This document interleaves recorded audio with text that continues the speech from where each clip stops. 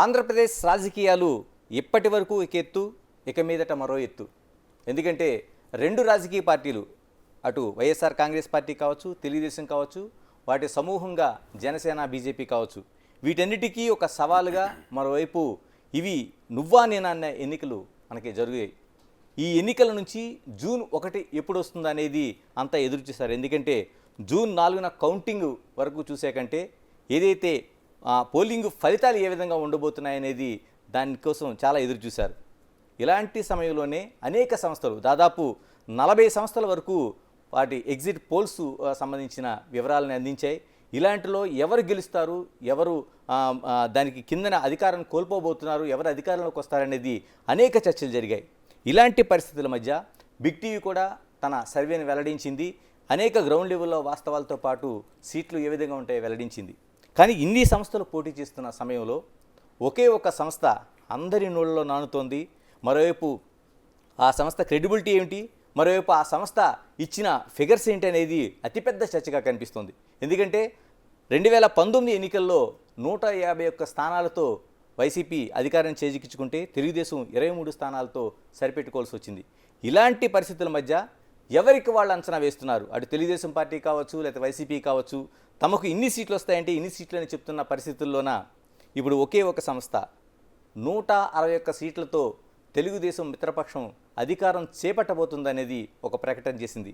ఇలాంటి సంస్థే కేకే అనేది మనకి చూస్తే ఈ సంస్థకి కొండేటి కిరణ్, ఆయన కేకేగా ఈ అనాలిసిస్ అనేది చేయగలిగారు. అంటే సెఫాలజిస్టులు చాలా వరకు మనకు అనేక రూపాల్లో ఆ విశ్లేషణ అందిస్తారు. కానీ ఇంత అంటే ఖరాఖండిగా చెప్పడానికి అనేక కారణాలు కనిపిస్తున్నాయి. 2019 ఎన్నికల్లో ఆయన ఇచ్చిన రిజల్టే ఇప్పుడు ఇంత చర్చకు కారణమవుతుంది. ఎందుకంటే ఆనాడు వైసీపీకి ఆయన ఇచ్చిన రిజల్ట్ దాదాపుగా 100కి 99.99% సరిపోవడంతో ఇప్పుడు ఆయనపై దృష్టి సారించారు. ఇంతకీ కేకే ఎవరు, ఈ కేకే ఎక్కడి నుంచి వచ్చారు? అంతో కేకే ఉన్నారు. నమస్తే. నమస్తే సార్. కేకే గారు, అంటే ఇన్ని సంస్థలు, దాదాపుగా 40 సంస్థలకు పైగా మనకి ఈ అనాలిసిస్ అనేవి మనకి విశ్లేషణ అనేది చేశాయి. కానీ మీరు ఇచ్చిన ఫిగర్ ఏదైతే ఉందో, అంటే 151 స్థానాలతో ఒక అధికారంలో ఉన్న ఒక పార్టీ అది పోటీ చేస్తే దాన్ని కాదని 161 స్థానాలు వచ్చాయని మీరు వస్తాయని ఇవ్వగలిగారు. ఇంతకీ కేకే ఎవరు ఫస్ట్గా మనకి? నా పేరు కిరణ్ కొండేటి సార్. ఇంతకుముందు అందరికీ ఐడియా ఉంది. బట్ ఎక్కువ మంది పీపుల్ కేకే సర్వీస్ కాబట్టి కేకేగానే రిప్రజెంట్ చేస్తారు. నేను సాఫ్ట్వేర్ బ్యాక్గ్రౌండ్ నుంచి వచ్చాను కాబట్టి అక్కడ మామూలుగా కిరణ్ అని పిలుస్తూ మామూలుగా ఇద్దరు కిరణ్లు ఉంటే మామూలుగా నన్ను కేకే అని అట్లా కన్వర్ట్ చేశారు, one of the manager. So అప్పటి నుంచి ఇదేదో సౌండింగ్ బాగుంది కదా అని చెప్పి నేను కేకే కన్వర్ట్ చేసుకున్నాను సాఫ్ట్వేర్లో కూడా. తర్వాత నేను సర్వే కంపెనీ స్టార్ట్ చేయాలనుకున్నప్పుడు వై డోంట్ వి స్టార్ట్ అదే బ్రాండ్గా ఎందుకు కన్వర్ట్ చేసుకోకూడదని అది కేకే సర్వే స్టార్ట్ చేశాను. లాస్ట్ టైము చాలా రఫ్గా, రూడ్గా, అంటే ఒక ప్యాటర్న్ లేకుండా, ఒక పద్ధతి లేకుండా చేసాం. అంటే సాఫ్ట్వేర్స్ కానీ మన దగ్గర, లేకపోతే వర్క్స్ శాలరీస్ కానీ, లేకపోతే వెహికల్స్ కానీ వెళ్ళాలన్నా ఇట్లాంటి రూడ్, అంటే ప్యాటర్న్లో పెద్ద చేంజెస్ లేవు. బట్ మనకున్న ఎన్విరాన్మెంట్ కానీ హోటల్లో స్టే చేస్తున్నా, సో ఇంత రూడ్గా, రఫ్ అండ్ టఫ్గా ఒక ఆర్డర్ తీసుకోవడం, మళ్ళీ ఇంకో దగ్గరికి వెళ్ళిపోవడం, లేకపోతే ఎవరైనా ఎమ్మెల్యే ఫోన్ చేసి మనం ఎక్కడో తిరుపతిలో ఉన్నాం, ఎక్కడో అనంతపురంలో ఫోన్ చేశారు, లేకపోతే ఎక్కడో శ్రీకాకుళంలో ఫోన్ చేశారు, టక్కన వెళ్ళిపోవడం, అక్కడికి వెళ్ళిన తర్వాత ఇంకేంటి కేకే సంగతులు అన్నారు అనుకోండి. మన అసలు టైంకి ఎంత టైం వాల్యుబుల్ అయినా కానీ వచ్చారు సార్ మీరు ఇక్కడికి వచ్చాక ఇంకేంటి సంగతులు, కాఫీ తాగుదామని కాదు, విషయం ఏమిటంటే మాట్లాడండి అనేది అంత ధైర్యం కూడా లేదన్నమాట. ఇప్పుడు ఏంటంటే ఖచ్చితంగా ఒక బ్రాండ్ ఉంది కాబట్టి చాలా మన సాఫ్ట్వేర్ పరంగా కానీ, రిక్రూటింగ్ పరంగా కానీ, శాలరీస్ పరంగా కానీ, లేదా ట్రాన్స్పోర్ట్ పరంగా కానీ ఇంకా మనకు వెసులుబాటు ఎక్కువగా వచ్చింది.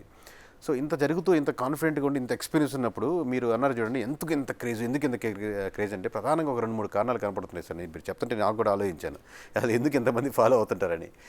ఒకటి ప్రధానంగా లాస్ట్ టైం అనేది ఒక బేస్ సార్, ఎందుకంటే లాస్ట్ టైం బాగా సక్సెస్ఫుల్గా కరెక్ట్గా చెప్పారనేది. 2, ఇంకోటి సింగిల్ మెంబర్ చెప్పడం అనేది ఏ సర్వే కంపెనీ ట్రై చేయదు. ఎందుకంటే +10 -10 బార్డర్ పెట్టుకుంటుంది, సేఫ్ జోన్ కదా సార్ చెప్పేదానికి. సో ఒక సింగిల్ నెంబర్ చెప్పడం అనేది. మూడోది, ప్రధానంగా నేను ఎక్స్ప్లెయిన్ చేస్తున్న విధానం ఎక్కువ మంది కనెక్ట్ అయ్యేదానికి, లేదా ప్రజెంట్ చేస్తున్న విధానాన్ని కానీ, నెంబర్స్ కానీ మేము ఏదైతే చేస్తున్నామో, ఎలా ప్రయాటం చేస్తున్నామో దాన్ని ఎక్స్ప్లెయిన్ చేసే విధానానికి, ఈవెన్ వాళ్ళ నెంబర్ వ్యతిరేకించినప్పటికీ కూడా స్టిల్ ఈ ఎక్స్ప్లెయిన్ చేసిన విధానానికి most of the people connect అవ్వడం. ఈ విధంగా నిన్న దాదాపు 1 కోటి మంది పైనే లైవ్లో అన్ని ఛానల్స్లో కలిపి లైవ్లో కలిపి వీక్షించారంటే ఈ ప్రధానంగా ఈ 3 కారణాలు కనపడుతున్నాయి సార్. కేకే గారు, 2019 ఎన్నికల్లో మీరు వైసీపీకి అనుకూలంగా మీ సర్వే ఇచ్చారు. దాదాపుగా 151 ఇచ్చినట్టున్నారు. అంటే pre poll and post poll అంతా ఎలక్షన్స్ అయిపోయి అప్పుడు ముందు 135 దాటుతున్నాం, తర్వాత అయిపోయాక అది 150 టచ్ చేస్తున్నా చెప్పగలిగాం. ఇప్పుడు సేమ్ ఇప్పుడు ఎగ్జిట్ పోల్స్ చెప్పినట్టు. ఇప్పుడు నిజంగానే ఆ రోజున జరిగిన రిజల్ట్ ఏదైతే కరెక్ట్ అయిందో, ఈ రోజున ఇప్పుడు మీరు చెప్తున్న రిజల్ట్ 161 సీట్లు. అంటే తెలుగుదేశం పార్టీకి 144 స్థానాల్లో పోటీ చేస్తే 133 స్థానాలు వస్తాయని చెప్తున్నారు. ఇక జనసేనకు సంబంధించి 21 స్థానాల్లో ఆ పార్టీ పోటీ చేస్తే 21 స్థానాలు గెలుస్తుందని చెప్తున్నారు. వై నాట్ 21 అనుకుంటున్నారని. Why not 21. ఓకే, బీజేపీకి సంబంధించి 10 స్థానాల్లో పోటీ చేస్తే నిజంగా వాళ్ళు కూడా ఊహించారో తెలియదు కానీ 7 స్థానాల్లో మీరు విజయం సాధిస్తుందని చెప్తున్నారు. అంటే దాదాపుగా గత ప్రభుత్వం 151 స్థానాలు అదే రికార్డు అనుకుంటే 161 స్థానాలు రికార్డు అంటున్నారు. ఏ బేస్తో చెప్పగలుగుతున్నారు అసలు? అంటే ఒకటి సార్, మనం మీరు చెప్పిన నెంబర్ ఫైనల్గా మాకు వస్తుంది, అది లాస్ట్లో నెంబర్ని బట్టి ఇవన్నీ చెప్పలేదు మేము. ఇనిషియల్గా ఏంటి, మనం ఒక్కొక్క నియోజకవర్గం చేసుకుంటూ వెళ్తూ ఉంటాం. ఒక పార్లమెంట్ చేస్తున్నాం అనుకోండి, ఆ పార్లమెంట్ పరిధిలో ఉన్న నియోజకవర్గాలు చేసుకుంటాం. లేదా ఒక ఎమ్మెల్యే మీరు ఆర్డర్ ఇచ్చారు నాకు విలేజ్ లెవెల్ చేసి పెట్టిన కేక్ అని, మీ దగ్గర మనీ తీసుకొని మీకు సర్వే చేస్తూ సో ఆ మనీని కొంచెం చుట్టుపక్కల కూడా ఇన్వెస్ట్ చేసి అక్కడ తక్కువ శాంపుల్స్ తీసుకునేదానికి ట్రై చేస్తుంటాం. రేపు పొద్దున ఇంకో ఆర్డర్ వస్తే ఆల్రెడీ మన దగ్గర ఒక శాంపుల్ విధానం ఉంటుంది కాబట్టి దాన్ని ఇంకో ప్యాటర్న్ ఎక్స్టెండ్ చేస్తాం. ప్రధానంగా మాకు ఎంత కాన్ఫిడెన్స్ ఏంటంటే సార్, మేము లేయర్స్ ఏ సర్వే కంపెనీ చేయనటువంటి లేయర్స్ ఏంటంటే ఇనిషియల్గా బేసిక్ శాంపుల్ మాత్రం కేకే సర్వే తీసుకుంటుంది. సెకండ్ లెవెల్ ఏంటంటే మనకు డేటాను బట్టి అనలైజ్ చేసి ఎలా ఉందని ఎమోషనల్ బాండింగ్ని నెంబర్స్గా కన్వర్ట్, ఇది పూర్తిగా సిస్టమే ఉంటుంది. ఇక్కడ సాఫ్ట్వేర్ బేస్డ్ మీద వర్క్ చేసుకుంటాం. ఫస్ట్ది ఏంటంటే శాంప్లింగ్స్. మూడో లేయర్ ఏంటంటే స్లీపర్ సెల్స్. అంటే ఇంత 170 నియోజకవర్గాలు మనం ఇంతకుముందు విగరస్గా చేసాం కాబట్టి రోడ్గా ఒక కిరాణా కొట్టు అతను కావచ్చు, ఒక డాక్టర్ కావచ్చు, ఒక సాఫ్ట్వేర్ ఇంజనీర్ కావచ్చు, లేదా లోకల్గా విలేజ్లో నుండి పట్టుండి పందాలు వాళ్ళు కావచ్చు, ఎవరైనా కానీ వాళ్ళు ఒక 40 మంది దాకా మన చేతిలో కంట్రోల్గా ఉన్నారు సార్. అంటే వాళ్ళు అందరూ డబ్బులు ఇచ్చి చేయించే వాళ్ళు కాదు, వాళ్ళకి మనకు విలేజ్ వారిగా డేటా ఇవ్వగలుగుతారు అన్నమాట. అంటే వాళ్ళకి కుదిరినన్ని మండలంలో ఈ విలేజ్లో ఇలా ఉందండి, ఈ విలేజ్లో ఇలా ఉందండి, ప్లస్ మన అవుట్ సోర్సింగ్ ఇచ్చిన డేటా, ఈ 4 లేయర్స్ కన్సాలిడేట్ చేసి ఒకటి చెప్తాం. దీనిప్పటికి కూడా కొన్ని టైట్ ఫైట్లు వస్తాయి. ఇప్పుడు నేను చెప్పినట్లు ఎక్కువ మంది మిస్ అయిపోయింది సార్. 14 నియోజకవర్గాలు వైఎస్ఆర్సీపీకి ఇచ్చారు, 14 నియోజకవర్గాలు వైఎస్ఆర్సీపీకి ఇచ్చారంటారు. మరి ఎక్కువ మంది అబ్జర్వ్ చేసేలేదు. 14 2 భాగాలుగా డివైడ్ చేసి ఈ 6 నియోజకవర్గాలు కాన్ఫిడెంట్గా కన్ఫామ్గా గెలుస్తాయి. ఈ 8 మటుకు చాలా టైట్ ఫైట్లు ఉన్నాయి. 14లో ఈ 8 టైట్ ఫైట్లు చాలా ఫేవరబుల్గా వైఎస్ఆర్సీపీకి వేస్తున్నాం. స్టిల్ దాంట్లో సర్వేపల్లి ఉంది, ఆత్మకూరు ఉంది, ఇంకా వేరే నియోజకవర్గాలు ఉన్నప్పుడు కూడా మేము ఎడ్జ్ టువార్డ్స్ వైఎస్ఆర్సీపీ వేస్తున్నాం అని చెప్తున్నాం. ఈ 14 గెలిచినప్పటికీ రేపొద్దున 2-3 నియోజకవర్గాలు యాడవచ్చు. మీరు చెప్పినట్టు 95% యాక్యురసీకి మేము ఇప్పుడు డౌట్ లేదు. మేము కోరుకునేది 100% వై నాట్ 21 అనుకున్నప్పుడు మేము వై నాట్ 100% రిజల్ట్ ఎక్స్పెక్ట్ చేయడం తప్పలేదు కదా సార్. ఇంత ఎక్స్పీరియన్స్ ఉంది. నేను అన్నది ఏంటంటే దాదాపు 151 స్థానాల్లో ఉన్న ఒక ప్రభుత్వం వై నాట్ 175 అని ఒక నినాదంతో ముందుకు వచ్చి మీరు చెప్తున్న సర్వేలో 14 స్థానాలకి పరిమితం అవుతుందంటే అంటే మీరు ఎన్ని శాంపిల్స్ సేకరించారు, ఏ ధైర్యంతో చెప్తున్నారనే ప్రశ్న వస్తుంది. అడగదు సార్, అది రావట్లేదు. బట్ రిజల్ట్ ఏంటంటే సార్, ఇంత డ్రాస్టిక్ అంటే 35% still with YSRCP, minimum 35%. Vote banking ఇక్కడ ఏంటంటే సార్, మన ఓట్ బ్యాంకింగ్ బట్టి నెంబర్ ఆఫ్ సీట్లు ఉండవు కదా సార్. 170 నియోజకవర్గాలు 30% మంది ఎమ్మెల్యేలు ఓట్లు వస్తే 30% మంది ఎమ్మెల్యేలు అసెంబ్లీకి వెళ్ళాలి, అలాంటి ప్యాటర్న్ కాదు కదా మంది. పర్సంటేజ్ ఆఫ్ ఓట్ బ్యాంకింగ్ బట్టి వెళ్ళరు కదా. సో టోటల్గా పర్సంటేజ్ ఉంది, కానీ ఒక 15% అపోజిషను ఈ అన్ని ఫ్యాక్టర్స్ వల్ల కూటమి కట్టడం కావచ్చు, మిగతా percentage of vote banking YSRCP నుంచి టీడీపీకి ఇదిగో నేను ఇస్తున్నానని చెప్పి 1%, అది రోడ్లు కావచ్చు, లేకపోతే ఆల్రెడీ ఉద్యోగంలో ఉన్న వాళ్ళు వ్యతిరేకత కావచ్చు, ఉద్యోగం కోసం ఎదురు చూసే ప్రిపరేషన్ చూసేవాళ్ళు, నోటిఫికేషన్ పడింది కావచ్చు, లేదా గంజా ఇష్యూస్ కావచ్చు, అడ్మినిస్ట్రేషన్ ఇష్యూ కావచ్చు, లేదా ఓవరాల్గా మనకు కడపలో జరిగినటువంటి ఇష్యూస్ కావచ్చు, లేదా వైజాగ్లో జరిగినటువంటి ఇక్కడ అసెంబ్లీ అదే మనకు హెడ్ క్వార్టర్స్ ఏమంటుంది దాన్ని అక్కడ లేకపోవడం కావచ్చు, లేదా కృష్ణా జిల్లాలో అక్కడ రాజధాని దాన్ని ఉన్న ఇష్యూస్ కావచ్చు, అమరావతి ఇష్యూస్ కావచ్చు. ఇందా చెప్పినట్టు వైజాగ్లో రాజధాని అక్కడ వస్తుందని పీపుల్ కనెక్ట్ కాలేదు ఇంకా ఓవరాల్గా. సో ఇలాంటి రకరకాల ఇష్యూస్ మీద ఓవరాల్గా పర్సెంటేజ్ తగ్గుతూ అది 15% డిఫరెన్స్ వచ్చిందంటే వస్తుంది అంతే. ఓవరాల్గా 35% స్టిల్ విత్, బట్ అది మీకు సీట్లలో కనపడదు. 14% అంటే 14% 10% గెలిపింది కదా, 35% పైన వచ్చేదానికి ఆస్కారం ఉంది. పోనీ 35% కనపట్లేదు, ఎందుకంటే సీట్లు ఆ విధంగా ఉండవు కాబట్టి. చిన్న పర్సెంటేజ్ చాలా సీట్లు పోతుంది. అటువంటిది లాస్ట్ టైం 10% డిఫరెన్స్ సార్, అంతే కదా. 10% డిఫరెన్స్లో మీకు 23 గెలిపింది, మరి 15% డిఫరెన్స్ అంటే ఆలోచించుకోండి. మీకు సింపుల్ లెక్క సార్. 10 మంది ఏమి వద్దు సార్ మీకు, ఈ సర్వేలు శాంపుల్సింగ్ ఇవి కూడా వద్దు, పక్కన పెట్టండి. మీకు నియోజకవర్గాల ఎమ్మెల్యేలకు మీరేం రిపోర్ట్లు సేల్ చేయరు కదా మాలా విలేజ్ వారిగా. మీకు 10 మంది వెళ్ళారనుకోండి ఓట్లు వేయడానికి, మీరు రఫ్గా అంచిన 6 మంది కూటమి వైపు, 4 మంది వైఎస్ఆర్సీపీ వైపు వెళ్ళారనుకోండి. అప్పుడు మీరు ఎంత డిఫరెన్స్ వస్తుందంటే దాదాపు మీరు 20కి పడిపోతారు వైఎస్ఆర్సీపీ. మేము 10. అంటే సాధారణంగా కేకే గారు చాలా వరకు సర్వేలు మనం చూస్తున్నాం. దాదాపు 40లో దాదాపు ఒక 10 చాలా ఎక్యురేట్గా ఉండే సర్వేలు పెద్ద పెద్ద సంస్థలు చేసిన గ్రౌండ్ లెవెల్ నుంచి. ఇప్పుడు మన సర్వేలను తీసుకున్నప్పుడు ఎన్ని శాంపిల్స్ తీసుకున్నారు, ఏ రూపంలో తీసుకున్నారు అనేది మనం క్రైటీరియాగా తీసుకుంటాం. అలా ఏదైనా ఉందా మీకు ఆ శాస్త్రీయంగా అలాగే ఏదైనా మాకు పెట్టుకున్నారు? సార్ మీరు ఏ కెమెరా వాడారో కానీ అసలు క్వాలిటీ అదిరిపోయింది సార్. మీరు షార్ట్స్ కానీ అదిరిపోయింది అనుకోండి, సినిమా సీన్ కానీ షార్ట్ కానీ అదిరిపోయిందంటే కెమెరా క్వాలిటీ కూడా ఒక ఇంపార్టెంటే. బట్ అదొక్కటే ఫ్యాక్టర్ కాదు, మిగతా చాలా ఫ్యాక్టర్స్ ఉంటాయి కదా ఓవరాల్గా అంత ఆ సీన్ చాలా బాగుండడానికి. అట్లాగే చాలామంది టెక్నికల్గా తెలియక ఓన్లీ మీరు 3000 శాంపుల్స్ తీసుకుంటారు, 4000 శాంపుల్స్ తీసుకుంటారు. క్లయింట్ అడిగిన యాజ్ ఇట్ ఈస్ రిక్వైర్మెంట్ మేము అవుట్ సోర్సింగ్ ఇచ్చినప్పుడు కంప్లీట్గా అదే తీసుకుంటాం. బట్ ఈ ప్యాటర్న్ చూడండి సార్, స్లీపర్స్ అంటే అదే నియోజకవర్గం స్లీపర్ సెల్ అంటే ఏంటంటే తన ఉద్దేశం, మా ఉద్దేశం అదే నియోజకవర్గంలో 30-40 సంవత్సరాలుగా ఉంటూ ఏ సైడు తీసుకోకుండా, అంటే తన వైపు కూటమి వైపు లేకపోతే వైఎస్ఆర్సీపీ వైకుండా ఒక అబ్జర్వర్ అన్నమాట తను. క్లియర్ కట్గా ఏ క్యాస్ట్ ఈక్వేషన్లు ఎలా మారుతున్నాయి, ఏ నాయకుడు అపోజిషన్ వల్ల ఎలా మారుతున్నాయని ఒక నియోజకవర్గం నుండి అబ్జర్వ్ చేస్తున్నాం, ఇన్ఫర్మేషన్ ఒకటి తీసుకుంటాం. సాధ్యమైన వాళ్ళని గుర్తించడం, ఎందుకంటే మనం ప్రతి ఒక్కరు ఏదో ఒక పార్టీకి ఓటు వేయాల్సిందే. అంత న్యూట్రల్గా స్లీపర్ సెల్స్ లో ఉండాల్సిన వ్యక్తులు దొరుకుతారా? దొరుకుతారు సార్. అబ్వియస్గా అంటే న్యూట్రల్గా ఉండే దొరుకుతారని అడుగుతున్నారు మీరు. వాళ్ళు ఏదో పార్టీకి వాళ్ళు ఓట్లు వేస్తారు. బట్ జనసేన గెలవాలి ఇక్కడ అన్న తపనో, లేకపోతే వైఎస్ఆర్సీపీ గెలవాలనే తపనో, లేదా చంద్రబాబు గెలవకూడదని బలమైన అపోజిషన్ అలాంటి లేని వాళ్ళం న్యూట్రల్గా అబ్జర్వర్స్ అన్నమాట. వాళ్ళని మేము దాదాపుగా 1 సంవత్సరం 2 సంవత్సరాలకి 40 మందిని పట్టుకోగలిగాం.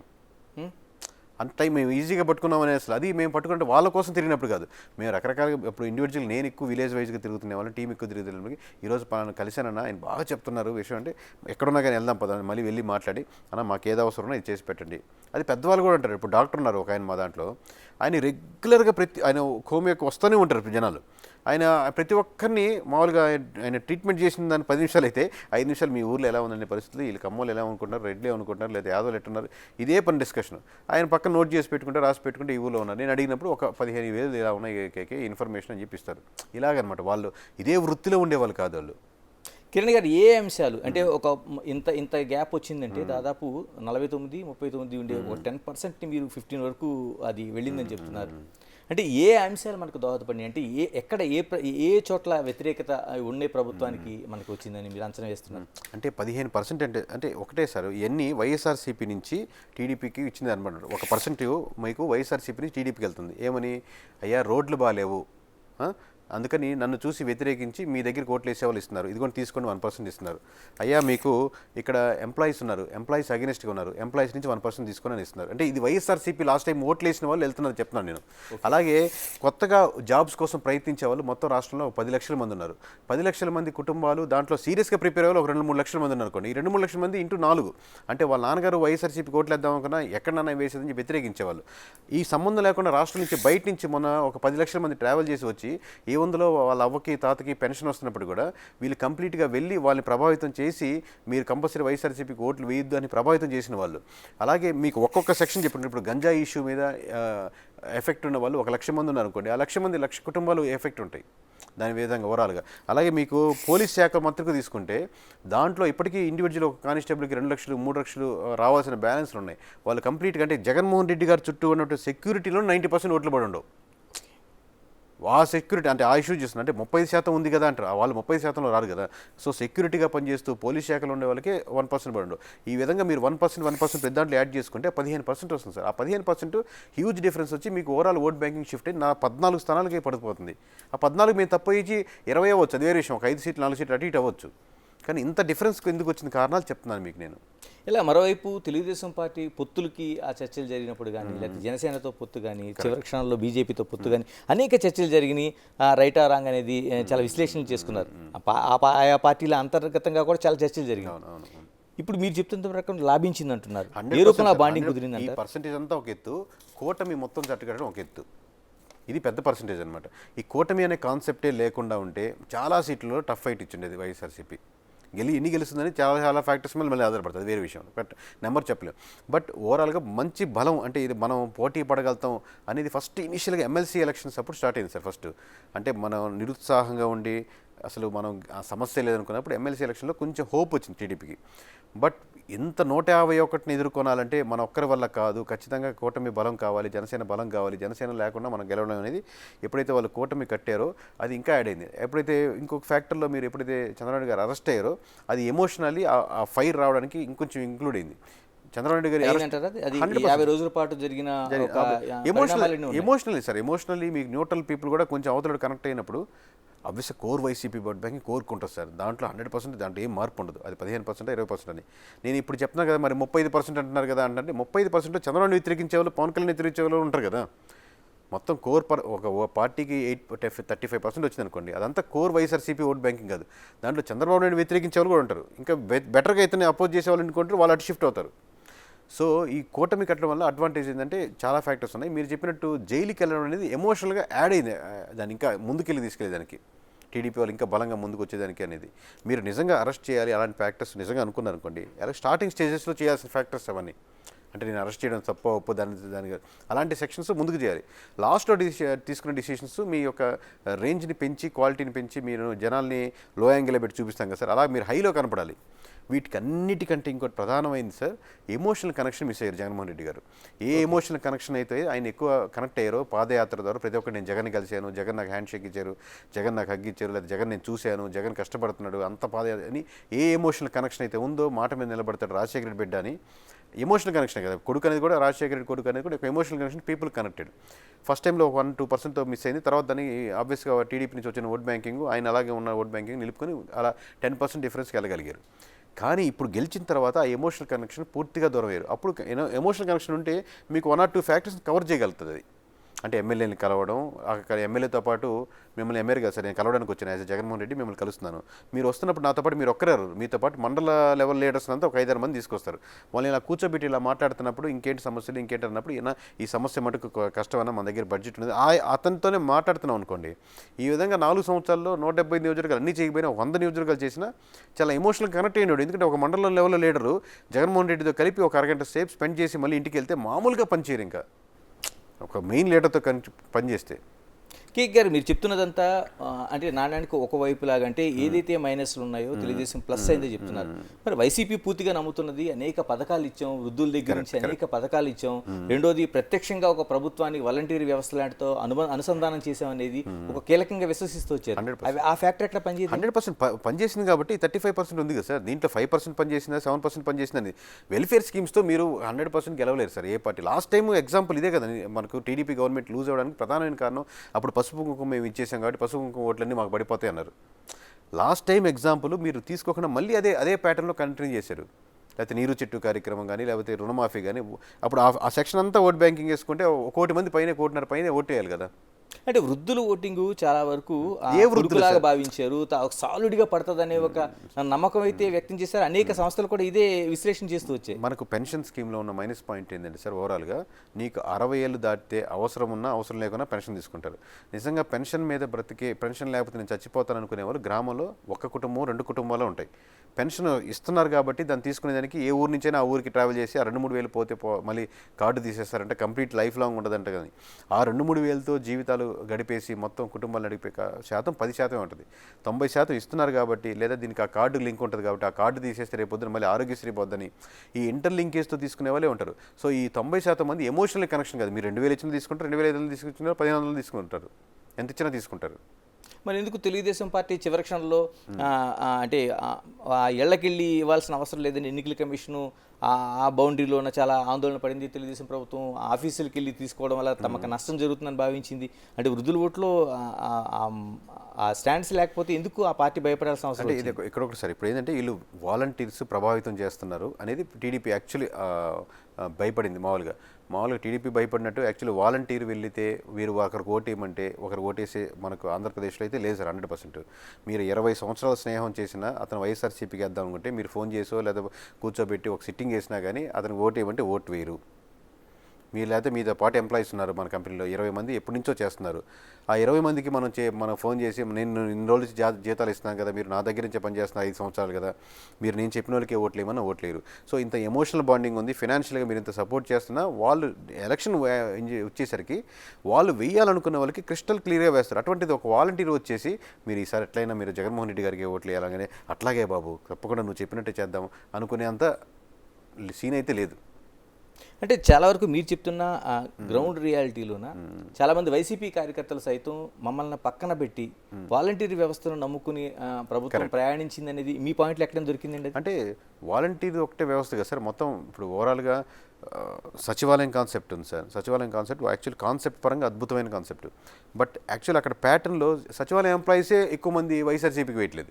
So somewhere they felt that వాళ్ళకు ఉన్నటువంటి వాళ్ళు చేసే వర్క్స్ ఎక్కడో మనం పార్టీకి కనెక్టెడ్గా ఇన్ఫర్మేషన్ గ్యాదరింగ్గా అన్నట్టు చేస్తుంది, కానీ నిజంగా ప్రజలకి మనం సేవ చేస్తున్న విధంగా వెళ్తుంది అనుకోండి, ఆ సేవ నిజంగా ప్రజలకు కనెక్ట్ అయిన ఎక్కువ మంది ఫీల్ అయితే ఆబ్వియస్గా ఓట్ బ్యాంకింగ్ ఎంతో కొంత టర్న్ అయ్యింది. ఎందుకంటే వీళ్ళకి ఒక స్ట్రక్చర్ ఉంది, ఒక వాలంటీర్ వ్యవస్థ ఉంది, ఒక సచివాలయాలు ఉన్నాయి.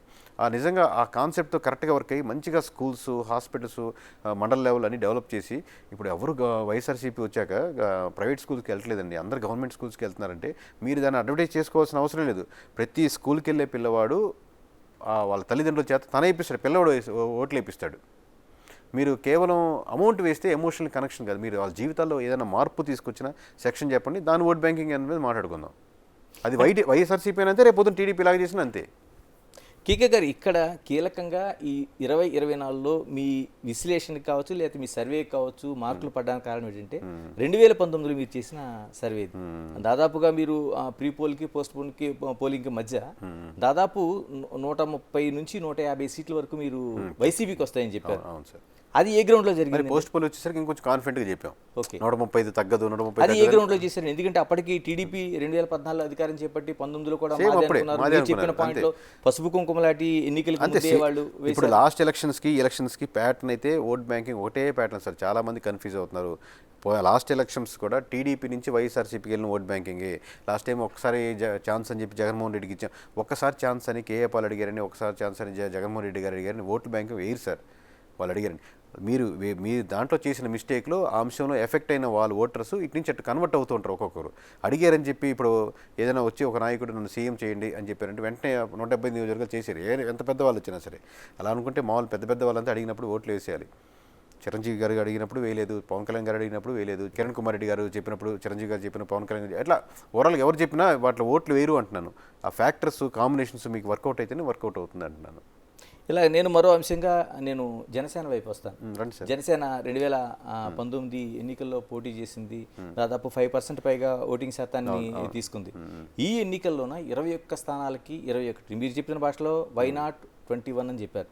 అంటే ఏ బేస్లో? అంటే చాలా మంది కన్ఫ్యూజ్ అయ్యారు సార్. మళ్ళీ చెప్తున్నాను, ఒక పార్టీకి ఒక దగ్గర ఓట్ బ్యాంకింగ్ పడిందంటే అదే వాళ్ళ పార్టీ సపోర్టర్స్ ఓట్ బ్యాంకింగ్ కాదు సార్. ఇప్పుడు బీజేపీకి ఏముంది ఓట్ బ్యాంకింగ్ 1% అంటున్నారు కండి. అంటే మొత్తం 100కి అంటే జనాభా 100 మంది అనుకుంటే ఒక్కరే బీజేపీ సపోర్టర్ అని కాదు. అక్కడ మీకు వ్యక్తులు పార్టీలు పోటాపోటీగా లేనప్పుడు మామూలు సహజంగా మనకి హ్యూమన్ సైకాలజీ ఏంటంటే మీరు అంటిల్నెస్ వాళ్ళని కన్విన్స్ చేసుకుంటే వేరే విషయం, కానీ సహజంగా ఓటమి గెలుపు అయిపోయి ఉండాలని చూస్తారు ఈ రెండు పార్టీలు మనం పోటాపోటీగా ఉన్నప్పుడు. అప్పుడు నెక్స్ట్ ఉండదు. అలాగే జనసేన ఓడిపోతుంది, జనసేన గెలవట్లేదని ఎలక్షన్స్ ముందే తెలుసు జనాలకి. అలాగే ప్రజారాజ్యం ఓడిపోతుందని గెలవట్లేదని దానికి ముందే తెలుసు. సో అప్పుడు లైన్లో నిలబడ్డప్పుడు కూడా ముగ్గురు ఓట్ బ్యాంకింగ్ ఉంటే వేసేవాడు ఒకడే వేస్తారు, ఇంకెట్లా వేస్ట్ ఇక్కడ ఇద్దరిలో ఒకరు మారుద్దామని. అటువంటిది ముందుగా డిసైడ్ అయిన వాళ్ళు ఇంకొంచెం ఎలక్షన్స్ దగ్గరికి వచ్చారు ఇంకా తగ్గిపోతూ ఉంటారు. సో 5% అంటే ఎక్కడ ఉండదు జనసేన సపోర్టర్స్ అనేది కరెక్ట్ కాదు సార్. మీరు జనసేన ప్రభావం కానీ జనసేన ఎఫెక్ట్ కానీ లేనటువంటి నియోజకవర్గం కానీ ఉండదు, ఆంధ్రప్రదేశ్ మొత్తం మీద లేనటువంటి విలేజ్ ఉండదు, లేనటువంటి వీధి ఉండదు. ఈ వీధులు, విలేజ్లు, నియోజకవర్గాలు ఎందుకు చెప్తున్నానంటే ఒక దగ్గర కమ్యూనిటీ పరంగా సపోర్ట్ ఉండొచ్చు, ఒక దగ్గర పవన్ కళ్యాణ్ వ్యక్తిగతంగా ఇష్టపడే వాళ్ళు ఉంటారు, ఒక దగ్గర సానుభూతి పడవచ్చు. ఇన్ని 10 సంవత్సరాల నుంచి కష్టపడుతున్నాడు, నేను వైఎస్ఆర్సీపీకి వేస్తున్నాను కానీ అక్కడ పవన్ కళ్యాణ్ పిఠాపురంలో మటు గెలవాలని కోరుకునే ఒక భావనగా హైలో తీసుకెళ్లొచ్చు. సో ఈ ఫ్యాక్టర్స్ అన్ని కన్సల్ట్ చేస్తే ఓన్లీ 5% కదా సార్ దాని యొక్క ప్రభావం. మోస్ట్లీ ఇప్పుడు టీడీపీకి అదే కూటమికి పడేదంటే ఒక 20 నుంచి 25% వరకు మోస్ట్లీ అంటే జనసేన నుంచి వైపు నుంచి వచ్చినటువంటి ఓట్ బ్యాంకింగ్ మనం పరిగణించవచ్చు. అంటే మీ విశ్లేషణ చూస్తుంటే పవన్ కళ్యాణ్ కూడా ఆశ్చర్యపోతారు, ఎందుకంటే ఆయన కూడా 21 to 21 ఆశించి ఉండరేమో అనుకుంటున్నాను నేను. అంటే ఏ లీడర్ అయినా కదా సార్ 21 మనం గెలవాలని వర్క్ చేస్తారు సార్. ఇప్పుడు రైల్వే కోడర్ ఉంది, మీకు వేరే నియోజకవర్గం ఏదైనా ఉందనుకోండి, రైల్వే కోడర్ ఎందుకు చెప్తున్నానంటే అది టఫెస్ట్ నియోజకవర్గం. రైల్వే కోడర్ వాళ్ళు మనం ఎట్లా ఓడిపోతామని ముందుగానే ఫిక్స్ అయ్యి అలా చేయరు కదా. ఇప్పుడు నర్సాపురం రైల్వే కోర్టు తీసుకున్నా నర్సాపురం మనం గెలుస్తామని చెప్పి పని చేస్తారు, ఇక్కడ ఓడిపోతామని పని చేయకుండా ఉంది కదా. వాళ్ళ ఊర్లో మనం ఈసారి ఎట్టయినా జనసేన గెలిపించాలని ప్రయత్నిస్తారు. ఇక్కడ మెజారిటీలు పెరిగిపోవచ్చు, అక్కడ టైట్ ఫైట్ రావచ్చు, చివరికి రిజల్ట్ అది. కొన్ని చోట్ల కేకే గారు చెప్పండి ఆ అభ్యర్థిని పెట్టేటప్పుడే వాళ్ళు నిర్ణయానికి వస్తారు, ఈ అభ్యర్థిని మనం పెట్టాం తప్పించి ఇది కరెక్ట్ విన్నింగ్ లేకపోతే 100% విన్నింగ్ అనేది నిర్ణయించుకుంటాయి. అది యాక్సెప్టెడ్. కొన్ని ఇది ఇప్పుడు గెలవలేము అనేది ఉన్న నియోజకవర్గాలు ఉంటాయి. ఇలా మరోవైపు నేను బీజేపీ దగ్గరికి వస్తాను, తీసుకున్న 10 సీట్లు మీరు 7 గెలుస్తాయని చెప్పారు. నేను మళ్ళీ కొంచెం వెనక్కి 2019 ఎన్నికలకు వెళ్తే వాళ్ళ రాష్ట్ర అధ్యక్షులు సైతం ఓటమి చెందిన పరిస్థితి ఉంది. ఈసారి సింగిల్గా పోటీ చేసినప్పుడు నేను చెప్తున్నాను. ఇప్పుడు కూటమిగా ఉన్నప్పుడు ఆ బలం ఎలా పెరిగిందంటే ఏమన్నా మోదీ ప్రభావం అప్పుడు ఉంది ఇప్పుడు ఉందని అనుకోవచ్చు. కూటమి కలిసినప్పుడు అని మీరే క్వశ్చన్లోనే ఆన్సర్ ఉంది కదా సార్. ఈసారి మళ్ళీ సింగిల్గా పోటీ చేస్తుంది, ఈసారి ఎట్లా 7 సీట్లు గెలుస్తుంది అంటే మీరు రైట్ క్వశ్చన్ అవుద్ది. ఓకే, మీరు అడగడంలోనే మీరు క్వశ్చన్తో పాటు ఆన్సర్ కూడా ఇచ్చేసారు నాకు. ఈసారి కూటమి కట్టి పోటీ చేస్తున్నప్పుడు ఆబ్వియస్గా మొత్తం పడే ఓట్ బ్యాంకింగ్ కాదు కదా సార్. ఓవరాల్గా ఇప్పుడు నర్సాపురం పార్లమెంట్ ఉంది, సీట్ ఉంది సార్. అభ్యర్థిని ప్రకటించినప్పుడు నర్ర మానవుడు కూడా ఇక్కడ బీజేపీ గెలుస్తుందని ఘంటాపదంగా చెప్పినోడు కనపడలే మాకు నర్సాపురం మొత్తం మీద, పార్లమెంట్ మొత్తం మీద. మీకు అదే నెల రోజుల తర్వాత ఎలక్షన్ దగ్గరికి వచ్చేసరికి ఏమయ్యా లక్ష మెజారిటీ తగ్గుద్దంటే నమ్మేవాడు పార్లమెంట్లో కనపడలేదు. నర్సాపురం పార్లమెంట్ వరకు చెప్తున్నాను ఫర్ ఎగ్జాంపుల్. అంటే అక్కడ పోటీ చేసిన బీజేపీ. ఎందుకంటే మీకు ఎవరు వచ్చేసారు మళ్ళీ బీజేపీ వాళ్ళు మొత్తం ఇక్కడ నార్త్ ఇండియా నుంచి గుజరాత్ నుంచి ఇక్కడ వచ్చి వర్క్ చేసి మొత్తం కాదు కదా. ఇక్కడ ఆబ్వియస్గా కూటమి గెలుపొందాలి గెలిపించుకోవాలన్న కాంబినేషను రోజు రోజుకి పెరుగుతున్నప్పుడు ఆ ఎలక్షన్స్ వచ్చేసరికి అది తీవ్రత వెళ్ళింది చివరికి. ఫైనల్గా లాస్ట్ 5 రోజుల్లో 10 రోజుల్లో ఇంకొంచెం పెరిగిపోయింది. కేకే గారు ఇప్పుడు 3 పార్టీల బాండింగ్ కోసం మీరు మాట్లాడారు, అంటే తెలుగుదేశం, జనసేన, బీజేపీ. ఏది ఎవరికి లాభించింది అంటే జనసేన బీజేపీ వల్ల తెలుగుదేశం లాభించిందా, లేదా తెలుగుదేశం వల్ల జనసేనకి బీజేపీకి లాభించిందా, లేకపోతే సెంట్రల్ గవర్నమెంట్లో ఒక అధికారంలో ఉన్న ఒక పార్టీ బీజేపీ వల్ల ఈ 2 పార్టీలకి లాభించిందా? ఆ బాండింగ్లో ఎవరు లాభం చేకూర్చారంటే ఏం సమాధానం చెప్తారు? అంటే ఒక్కొక్క ఫ్యాక్టర్లో ఒక్కొక్కరికి లాభం ఉంది సార్ 100%. ఇప్పుడు టీడీపీ అనే ఆర్గనైజేషన్ స్ట్రక్చర్ స్టేట్ వైడ్గా బలంగా ఉంటుంది కంపేర్ టు వీళ్ళతో. కానీ వీళ్ళకి 100% కాన్ఫిడెన్స్ ఏంటంటే జనసేన బలం లేకుండా ఉంటే ఈ ఎమోషనల్ ఉండేది కాదు. ఈ రోజు కూడా చెప్తున్నాను సార్, ఇప్పుడు 133 నియోజకవర్గాలు ఖచ్చితంగా గెలుస్తున్నాను. నెంబర్ చూసినప్పుడు రిజల్ట్ మనం ఇండివిజువల్గా 133 గెలిచేసాం. అంటే జనసేన 21 లేకపోయినా మనం ఈజీగా గవర్నమెంట్ ఫామ్ చేస్తున్నాం అన్న పర్స్పెక్టివ్లో చూసారనుకోండి. ఇప్పుడు ఓవరాల్గా మళ్ళీ ఇంకా రాంగ్ ఫార్మాట్లో వెళ్ళేదానికి ఆస్కారం ఉంటుంది. 133 మీకు సీట్లు వచ్చింది ఓవరాల్గా ఈ సపోర్ట్ వల్ల ఓవరాల్గా. అలాగే 21 స్థానాలు జనసేన గెలుచుకోగలిగింది ఈ ఆర్గనైజేషన్ స్ట్రెంత్ టీడీపీ ఉన్నటువంటి బలం వల్ల. అసలు వీళ్ళు బలంగా లాస్ట్ ఎలక్షన్స్ ముందు తిరగగలిగింది లేదా కాన్ఫిడెన్స్గా నియోజకవర్గాల్లో వెళ్ళగలిగింది బీజేపీ బలం వల్ల. బీజేపీ బలం లేకపోతే కొన్ని నియోజకవర్గాల్లో టైట్ ఫైట్ ఉండేది, కొన్ని వైసీపీ కొట్టినది. మేబీ మెజారిటీలో తేడా ఉండొచ్చు కానీ పెద్ద డిఫరెన్స్ లేదు. బీజేపీకి ఒక పార్లమెంట్ వస్తుందంటే ఎవరు నవ్వుతారు మామూలుగా, ఎవరైనా కొడుతుందంటే ఇండివిజువల్గా. అటువంటిది బీజేపీకి ఇన్ని పార్లమెంటరీ సీట్లు ఇన్ని అసెంబ్లీ సీట్లు కొడుతుందంటే ఖచ్చితంగా ఈ సెక్షన్ ప్రకారంగా కూటమి నుంచి అది గుంజుకుంది. నాకు కీలకంగా చెప్పండి, ఇంట్రెస్టింగ్ పాయింట్ ఏంటంటే జగన్మోహన్ రెడ్డి, చంద్రబాబు నాయుడు, లోకేష్, తర్వాత పురంధేశ్వరి, తర్వాత జనసేన నుంచి పవన్ కళ్యాణ్, ఎలా ఉన్నాయి ఈ నియోజకవర్గాలకు సంబంధించి ఎలాంటి అనాలిసిస్ ఉంది మీకు? మీరు అందరూ గెలిచే వాళ్ళే చెప్పారు సార్. అదే ఆ గెలిచే వాళ్ళకి ఎలాంటి ఇది ఉందండి? ఆబ్వియస్గా లాస్ట్ టైం కంటే వైఎస్ఆర్సీపీ వేవ్ మీద అప్పుడున్న ఓట్ బ్యాంకింగ్ ఇప్పుడు లేదు కాబట్టి జగన్మోహన్ రెడ్డి గారు మెజారిటీ గెలిచి తగ్గేదానికి ఆస్కారం ఉంది. అలాగే జగన్మోహన్ రెడ్డి గారు టూ మచ్ కాన్సన్ట్రేషన్ పిఠాపురం మీద పెట్టడం వల్ల ఆబ్వియస్గా పవన్ కళ్యాణ్ గారి మెజారిటీ పెరిగేదానికి ఆస్కారం ఉంది. ఇలా మరోవైపు పార్లమెంట్ల కోసం నేను మాట్లాడతాను. పార్లమెంట్లు ఎన్ని ఇచ్చారు? పార్లమెంట్ 25కి 25 స్థానాలు కంప్లీట్గా కూటమి గెలిచడానికి ఆస్కారం ఉంది సార్. మాకు స్టిల్ లాస్ట్ మూమెంట్కి వచ్చేసరికి ఫస్ట్లో 3 ఉండి ప్రీపోల్లో ఏంటంటే అరకు, కడప, రాజంపేట. అదే కదా మాజీ సీఎం కిరణ్ కుమార్ రెడ్డి గారిది అసలు అదంతా ఎక్స్పెక్ట్ చేయలేదు. తర్వాత ఇంకా ఆశ్చర్యం అంటే కాంగ్రెస్ నుంచి పోటీ చేస్తున్న షర్మిల గారిది కడప నియోజకవర్గం ఉంది, వాళ్ళు చాలా ఆశలు పెట్టుకున్నారు. అక్కడ కూడా టీడీపీకి ఇచ్చారు. అక్కడ కూడా టీడీపీ గెలుస్తామని ఓట్ బ్యాంక్ పడలేదు సార్. టీడీపీ కోర్ బ్యాంకింగ్ టీడీపీకే ఉంది, 35% అలా ఉందనుకోండి మరి మీకు అర్థమైన భాషలో అలాగే ఉంది. కాకపోతే అక్కడ లోకల్గా అసెంబ్లీలకు ఓట్లు వేసిన వాళ్ళు, వైసీపీకి ఓట్లు వేసిన వాళ్ళు ఒక పార్లమెంట్కి వచ్చేసరికి కొంచెం డిఫరెన్షియేట్గా ఒక 10%, 15% అట్లా తగ్గుతున్నారు. అలాగే షర్మిల గారు వైఎస్ఆర్సీపీ నుంచి ఓట్ బ్యాంకింగ్ కొంచెం తీసుకుంటారు. అంటే మోస్ట్లీ ఇప్పుడు రాజశేఖర రెడ్డి బిడ్డగా వచ్చినప్పుడు రాజశేఖర రెడ్డి గారి ఓట్ బ్యాంకింగ్ ఎక్కువ పుల్ చేయడానికి ఆస్కారం ఉంటుంది. అట్ ది సేమ్ టైం అక్కడ ఇష్యూస్ ఉన్నప్పుడు వాళ్ళ బాబాయ్ గారు కూడా కనెక్టెడ్ అయింది వైఎస్ఆర్సీపీతో ఉన్నట్టు కదా, అది కాంగ్రెస్ ఓట్ బ్యాంకింగ్తో ఉంది కాబట్టి ఆబ్వియస్గా ఆయన నుంచి సానుభూతి పరులు ఎక్కువ వైఎస్ఆర్సీపీ ఓట్ బ్యాంకింగ్ పుల్ చేస్తారు. సో తను లాగుతున్నారు, వీళ్ళకి ఇస్తున్నారు. సో ఆబ్వియస్గా ఇక్కడ పర్సంటేజ్ పెరిగేదానికి ఎక్కువ ఆస్కారం ఉంది. లెట్స్ అజ్యూమ్ మేము కంప్లీట్గా అక్కడ ఫెయిల్ అయినా కానీ షర్మిలకు కూడా మంచి గారికి కూడా మంచి ఓట్ బ్యాంకింగ్ వచ్చేదానికి ఆస్కారం ఉంది. ఇలాగ పెరిగిన ఓటింగ్ కోసం చాలా వరకు చర్చించారు. ఎందుకంటే లాస్ట్ టైం 79.66%, 8% వరకు వస్తే ఇప్పుడు దాదాపు ఎన్నికల కమిషన్ 82 వరకు వెళ్ళిపోయింది. అది పెరిగిన ఓటింగ్ పైన చాలా చర్చలు జరిగినాయి. మీ అంచనాల ప్రకారం ఎవరికి వెళ్ళిపోతాయి? పెరిగిన ఓట్ బ్యాంకింగ్ ఎప్పుడైనా అపోజిషన్కి వెళ్తుంది అనేది ఎక్కువ డిస్కస్ చేస్తూ ఉంటారు సార్. అలాగే పెరిగిన ఓట్ బ్యాంకింగ్ వీళ్ళకి అలా పెరిగిన అంటే లాస్ట్ ఎలక్షన్స్ రిజల్ట్స్ చూసుకుంటే మనకు చాలా మేము ఒక 20 రాష్ట్రాల నుంచి మనం వెరిఫై చేసిన తర్వాత 20 ఎలక్షన్స్ ఇక్కడ ఓట్ బ్యాంకింగ్ పెరిగింది అంటే ఖచ్చితంగా అది అపోజిషన్కి ఫేవర్ అవుద్ది. ఓట్ బ్యాంకింగ్ పెరిగిందంటే ఖచ్చితంగా అట్లా ఏం లేదు సార్, మిక్స్డ్గా ఉంది ఓవరాల్గా అనమాట. వీళ్ళకే ఫేవర్ అవుద్దని లేదు. బట్ ఆబ్వియస్గా ఇప్పుడు మేము దాని ఫ్యాక్టర్ని బట్టి ఇది గెలుస్తుందని చెప్పట్లేదు. బట్ ఇక్కడ ఇలా జరిగింది. ఇది ఇప్పటికి స్టాండర్డ్ ఇదే కాదు. పెరిగింది ఓట్ బ్యాంకింగ్. చాలామంది ఆంధ్రప్రదేశ్కి తెలంగాణ నుంచి కానీ చుట్టూ ఇరుపక్కల రాష్ట్రాల నుంచి లేకపోతే బయట దేశాల నుంచి కూడా బలంగా వచ్చారు. ఆ బలంగా వచ్చిన వాళ్ళు 70-80% ఎమోషనల్గా కూటమికి వేసేదానికి ఆస్కారం ఉంది. కూటమి ఫేవరెట్ కావచ్చు, లాస్ట్ టైం వైఎస్ఆర్సీపీకి వేసి కూటమికి వేసిన వాళ్ళు కావచ్చు, లాస్ట్ టైం ఎమోషనల్గా జనసేనతో అంత కనెక్టెడ్గా ఉండి ఇంత సోగా ఉన్న వాళ్ళు కూడా ఈసారి జనసేనకి పూర్తిగా వర్క్ చేయడం కావచ్చు, రకరకాలుగా. బట్ దీనికి ప్రతిసారి ఇలాగే ఉండదు. ఈసారి ఈ ఫ్యాక్టర్ ఇలా ఉంది. బట్ పెరిగింది ఓట్ బ్యాంకింగ్ కాబట్టి అపోజిషన్ కానీ ప్రతిసారి ఉండదు. ఈసారి మటుకు ఇలా ఉంది. అంటే టోటల్గా ఇప్పుడు మనం చూస్తుంటే 151 స్థానాల్లో ఉన్న వైసీపీ 14 సీట్లకు పరిమితం అవుతుందనేది మీరు కన్ఫర్మ్ చేస్తున్నారు ఉన్నది. అంటే ఈ ఫ్యాక్టర్ని డైజెస్ట్ చేసుకునే అవకాశం ఉందా ఆ పార్టీ వరకు? సార్ ఎవరికైనా నాకు అది కష్టంగానే ఉంటుంది కదా సార్. మీరు కష్టపడి ఎగ్జామ్స్ రాసి మీకు జస్ట్ ఫెయిల్ అయిపోయిన ఫీలింగ్లో ఉంటుంది సార్. 35% అంటే అంత తక్కువ అయిపోద్ది కదా. సో అంత స్ట్రాంగ్గా ఉన్నప్పుడు డైజెస్ట్ చేసుకునే విధానం ఎవరికి ఉండదు. ఒక సినిమా ఫ్లాప్ అయితేనే మనం చాలా ఇబ్బంది పడతాం, లేకపోతే ఒక షో మనకు రీచ్ కాకపోతేనే ఇబ్బంది పడతాం. అటువంటిది ఇంత కష్టపడి ఇంత ప్రయాణం చేసి అన్డైజెస్టబుల్గానే ఉంటుంది. But it will take some time to digest. చెప్పండి, ఇప్పుడు 2019లోనే మీరు ఇచ్చినప్పుడు రిజల్ట్ వైసీపీకి అని ఖరాఖండిగా తేల్చి చెప్పారు మీరు. అంటే మీరు 150 స్థానాలకి చెప్పారు. అప్పుడు టీడీపీకి 124, 125 ఇచ్చినట్టున్నారు, 25-24 ఇచ్చినట్టున్నారు స్థానాలని. అంతే.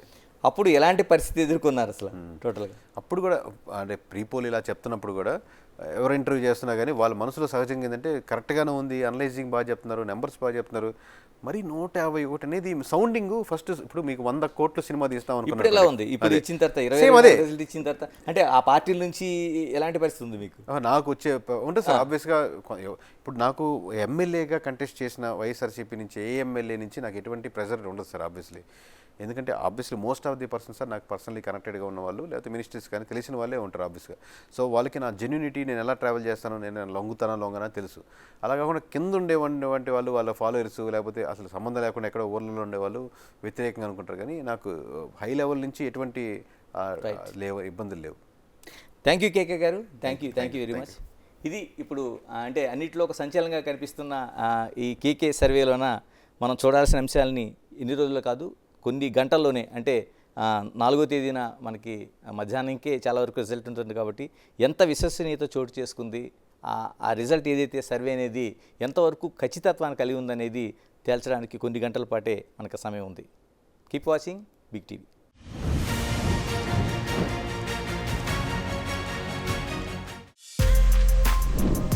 For more videos like this, subscribe Big TV channel.